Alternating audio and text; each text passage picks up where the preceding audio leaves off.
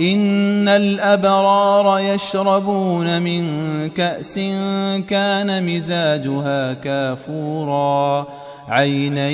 يشرب بها عباد الله يفجرونها تفجيرا يوفون بالنذر ويخافون يوما كان شره مستطيرا ويطعمون الطعام على حبه مسكينا ويتيما وأسيرا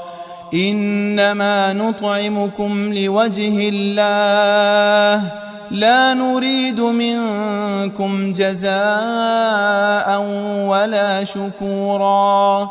إنا نخاف من ربنا يوما عبوسا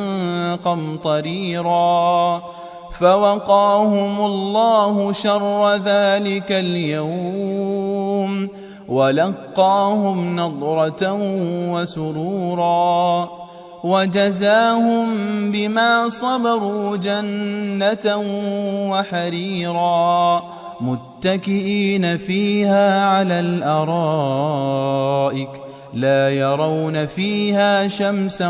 ولا زمهريرا ودانية عليهم ظلالها وذللت قطوفها تذليلا ويطاف عليهم بآنية من فضة وأكواب كانت قوارير من فضة قدروها تقديرا ويسقون فيها كأسا كان مزاجها زنجبيلا عينا فيها تسمى سلسبيلا ويطوف عليهم ولدان مخلدون إذا رأيتهم حسبتهم لؤلؤا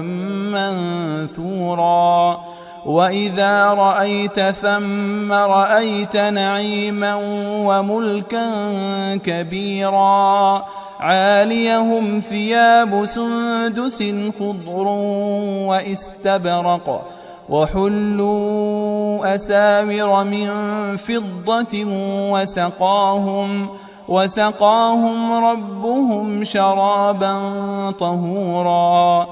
إن هذا كان لكم جزاء وكان سعيكم مشكورا إنا نحن نزلنا عليك القرآن تنزيلا فاصبر لحكم ربك ولا تطع منهم آثما أو كفورا واذكر اسم ربك بكرة وأصيلا ومن الليل فاسجد له وسبحه ليلا طويلا إن هؤلاء يحبون العاجلة ويذرون وراءهم يوما ثقيلا نحن خلقناهم وشددنا أسرهم وإذا شئنا بدلنا أمثالهم تبديلا إن هذه تذكرة فمن شاء اتخذ إلى ربه سبيلا وما تشاءون إلا